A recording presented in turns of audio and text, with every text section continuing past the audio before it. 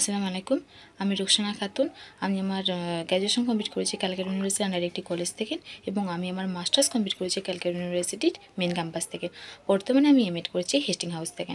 আমি UGC net সেটের জন্য হোপ একাডেমি একটি কোর্সে ভর্তি হই। এখানে যেটি লক্ষ্য করেছি সেটি হলো, এখানে প্রত্যেক দিন পেপার 1 ও পেপার 2 এর উপর ক্লাস নেওয়া হয়ে থাকে এবং ক্লাসের শেষে পেজকে অ্যানালাইজ করা হয়ে থাকে। এখানে স্যার ম্যামরা খুবই সুন্দরভাবে প্রতিটা বিষয় পড়িয়ে থাকেন। এখানে মক টেস্টের বিশেষ ব্যবস্থা রয়েছে, আর এখান থেকে যে নোটসগুলো প্রোভাইড করা হয় সেগুলো পরীক্ষার জন্য খুবই কার্যকারী।